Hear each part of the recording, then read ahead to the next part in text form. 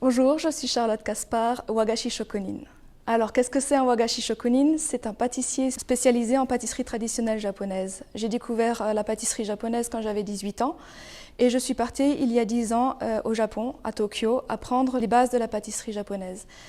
J'ai étudié pendant 2 ans à l'école de pâtisserie de Tokyo en spécialisation Wagashi pour me former dans la théorie et la pratique des techniques traditionnelles. Et après, je suis allée travailler pour Toraya pendant quelques années. Je suis revenue en France, mais il y a maintenant 2 ans, pour faire découvrir la pâtisserie japonaise aux Français et aux Européens.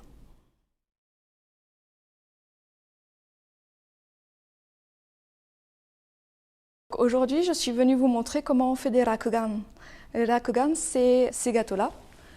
Ce sont des gâteaux qu'on sert principalement durant la cérémonie du thé. C'est des gâteaux très sucrés, donc qu'on mange avant le thé, qui sont là pour préparer la bouche, pour accueillir ensuite l'amertume du matcha. Donc les rakugan sont faits à partir de sucre très fin. Au Japon, on utilise ce qu'on appelle le wasanbon. C'est un sucre qui est fait à base de produits de canne à sucre et travaillé à la main. Il n'y a aucun process mécanique qui a été créé pour ce sucre. C'est vraiment un sucre qui est d'une finesse extrême, qui fond sur la langue. Enfin, c'est un produit fantastique. Pour le rakugan, on mélange ce sucre à différentes sortes de farines. Moi, j'ai utilisé cette fois-ci de la farine de châtaigne, parce que c'est une farine qui est très douce, qui a une saveur particulière, qui est aussi utilisée au Japon. On les fabrique dans des moules en bois, comme ceci. Alors celui-là, c'est un très vieux moule, il date de l'époque Edo. J'ai eu la chance de le trouver à Tokyo chez un antiquaire. Et vous voyez qu'à l'intérieur des moules, il y a différentes gravures, différentes formes. Ce qui est très important dans la pâtisserie japonaise, c'est la saisonnalité des gâteaux. C'est-à-dire qu'on n'aura pas les mêmes gâteaux en janvier, en février, en juillet, en août, en septembre. Les saveurs ne seront pas les mêmes, les textures ne seront pas les mêmes. C'est important dans la pâtisserie japonaise, c'est important dans la cérémonie du thé, ça peut être important dans les kimonos. Voilà, c'est quelque chose qu'on retrouve beaucoup dans la culture japonaise. Le moule que je vous ai apporté aujourd'hui, les différents motifs sont ceux reliés au Shogatsu, le Nouvel An. Donc on a des champignons, le pain, le bambou et la fleur de prunier. Donc ces formes se retrouvent ensuite sur les rakugan.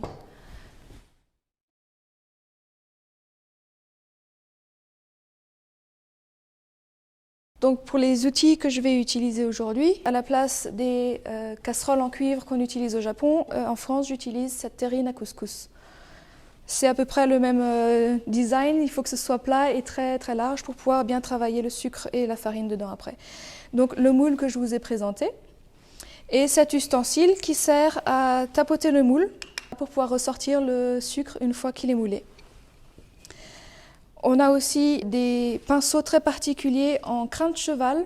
Ensuite, ce qu'on appelle un furui, le tami, qui est très important parce qu'il faut que le sucre soit très allégé, soit très bien séparé. Et ici, c'est une autre planchette en bois sur laquelle il y a un design de chrysanthème. D'habitude, cette planchette, je l'utilise pour faire d'autres pâtisseries, comme les nerikiri, une autre pâtisserie de la cérémonie du thé. Mais aujourd'hui, elle va me servir à mélanger le sucre et la farine.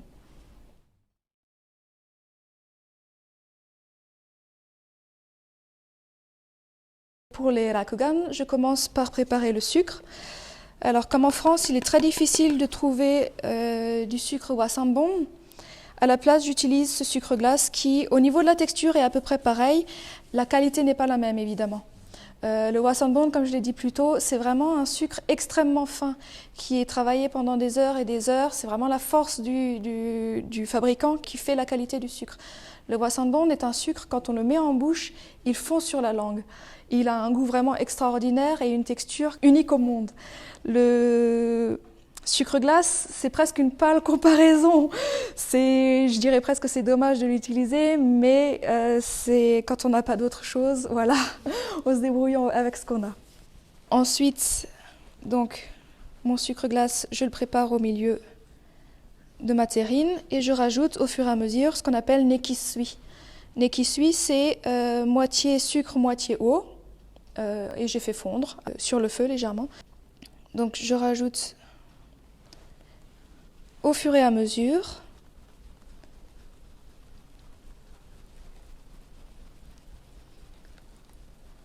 On estime que pour 200 g de sucre glace, il faut environ 40 g de nekisui. Après, selon la période de l'année, selon l'endroit où on est au monde, parce qu'au Japon, il y a plus d'humidité qu'en France, il faudra plus ou moins rajouter de liquide. Alors ça, c'est aussi un problème en France, surtout en Alsace, comme il fait beaucoup plus sec qu'au Japon, les pâtisseries ne réagissent pas de la même façon.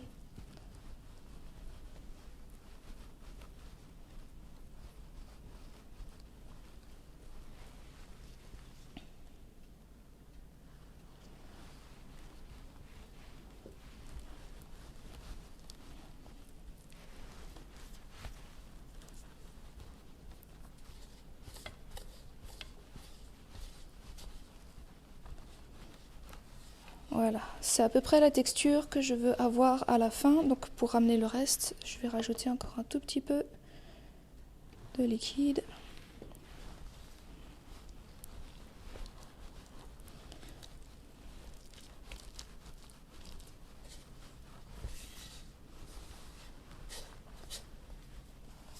Hop.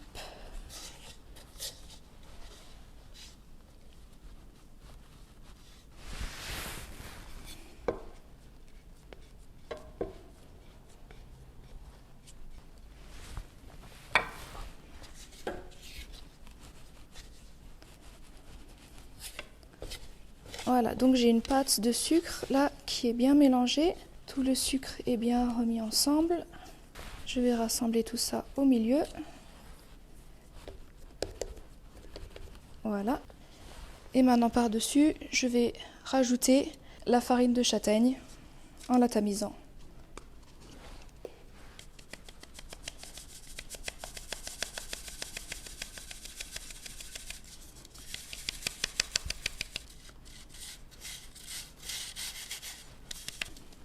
Voilà. Et maintenant, c'est le plus gros du travail. Avec cette planchette, je vais assembler la farine de châtaigne et le sucre. Donc on commence petit à petit. Et cette action, je vais la répéter jusqu'à ce que le sucre et la farine soient bien mélangés.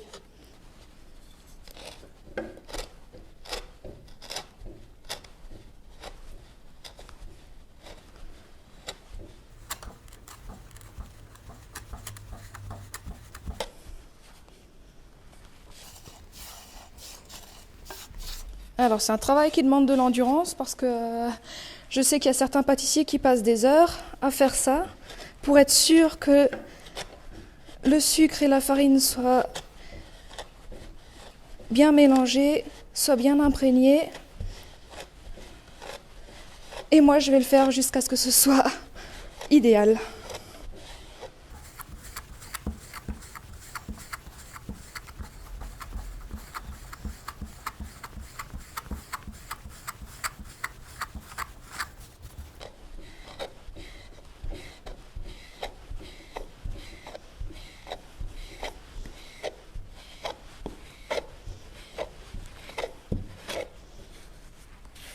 Quand j'avais 18 ans, à Strasbourg, il y a eu un événement qui s'appelle la Japan Week. Et dans un petit coin, sur voilà, une table comme ça, quelques flyers et puis quelques kogegashi, des pièces montées, et puis trois nerikiri. Et quand j'ai vu ça, je suis tombée amoureuse. C'était tellement différent de ce qu'on avait en France, c'était des très belles couleurs, c'était des formes fantastiques. Et quand j'ai découvert ça, j'ai su qu'il y avait quelque chose pour moi là-dedans. Et c'est plus tard, quand je me suis lancée dans la cuisine et puis plus tard la pâtisserie, que j'ai réussi à partir au Japon et que j'ai suivi ce rêve qui restait toujours un peu coincé quelque part dans ma tête. Le président de Toraya, il a tenu à ce que je travaille pour lui. Il est venu me chercher à la sortie de l'école de pâtisserie en disant que voilà, ça l'intéressait de trouver quelqu'un qui pouvait faire le lien entre la France et le Japon.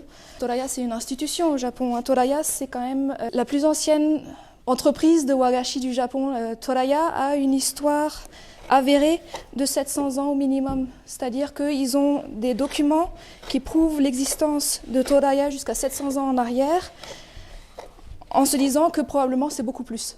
J'ai découvert une nouvelle façon de travailler, une nouvelle façon d'aborder les journées, d'aborder la façon d'échanger avec les collègues, d'échanger avec les gens avec qui je travaillais. Ce que les pâtissiers japonais aiment bien montrer plutôt, c'est ce qu'on appelle les nerikiri, parce que c'est des pièces qu'on peut sculpter, on leur donne les formes qu'on veut, on peut les adapter aux saisons, aux textures, au goût, on peut faire vraiment beaucoup de choses avec.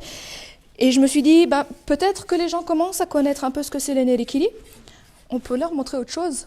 Ils peuvent commencer à apprendre ce que c'est d'autres pâtisseries de la cérémonie du thé, parce que dans les wagashi, il n'y a pas que les nerikiri et les rakugan, hein.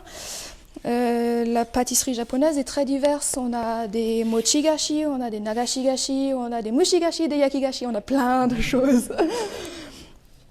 Voilà, j'ai passé au moulage parce que là, on peut voir la texture est bien. Hop. C'est devenu très fin. Il n'y a plus aucun grumeau ni quoi que ce soit. Voilà.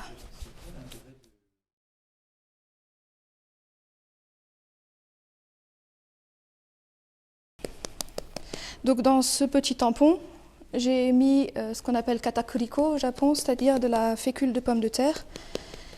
Ça me sert surtout ici à sécher mes mains, parce que si j'ai le sucre qui colle aux mains, ça fond et c'est pas très bien. Et ensuite, je vais préparer mon moule comme ça. Donc j'ai mis un peu de katakuriko et je vais mettre le sucre dedans. Donc voilà. Et puis après, on moule. On appuie bien jusqu'au bout.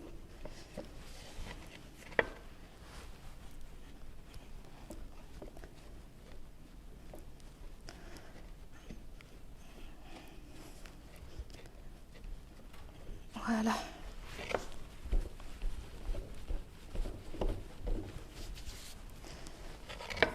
Donc cet instrument va me servir à enlever le surplus.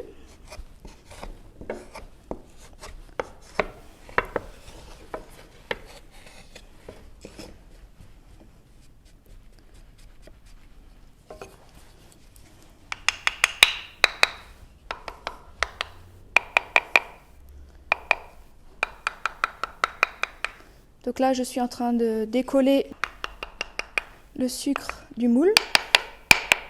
Voilà. Et puis, on va venir déposer.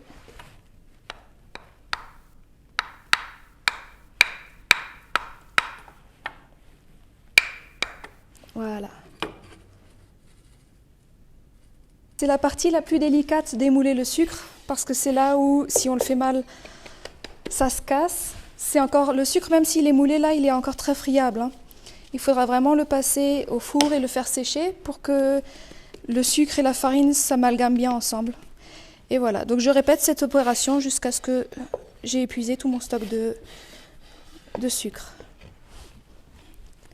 Alors évidemment, c'est aussi un processus où il ne faut pas trop traîner, parce que comme j'ai bien mélangé le sucre et la farine, l'eau risque de s'évaporer et de sécher. Et une fois que j'ai plus d'humidité dans ma pâte, ça ne tient plus ensemble et mes sucres se casseront toujours au démoulage. Hop. Ouais, ils sont bons.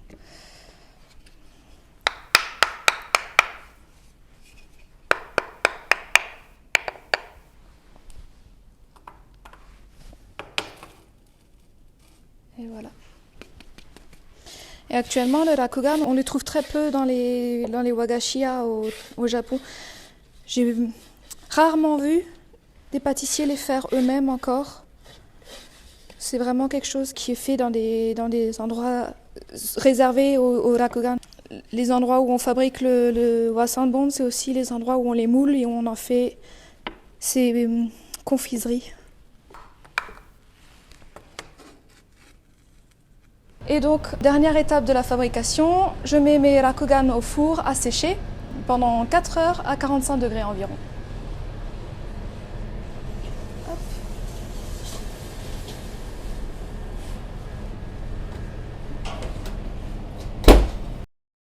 Donc à la sortie du four, après avoir bien séché nos pâtisseries, en général on les prépare pour la dégustation. Généralement, donc, les rakugan sont dégustés pendant la cérémonie du thé. On en présente pour cette taille-là 2 par personne. sur ce qu'on appelle un washi, un papier japonais spécialement pour la cérémonie du thé. Le gâteau est présenté à l'invité qui le mange d'abord pour préparer la bouche, pour apprécier d'abord le goût du rakugan, le goût du sucre et bien s'imprégner de ce goût de sucre. Et l'hôte ensuite présente le bol de thé matcha. Très souvent, c'est un matcha qui est relativement amer et cette amertume donc est adoucie par le sucre qu'on a déjà eu en bouche. C'est peut-être l'une des façons les plus agréables d'apprécier le matcha de mon point de vue parce que on n'a pas besoin de rajouter du sucre dans le matcha, on a juste besoin de préparer la bouche et c'est à ce moment-là où on peut vraiment faire la différence entre le gâteau d'abord. On prend son temps pour apprécier le gâteau, les textures, les jeux de couleurs, de lumière, les différentes formes, le goût et après on passe au matcha où on recommence. On regarde le bol, on prend le matcha, on inhale l'odeur, on goûte la saveur sur la langue et puis voilà, c'est une expérience qui est tout à fait extraordinaire à mon sens.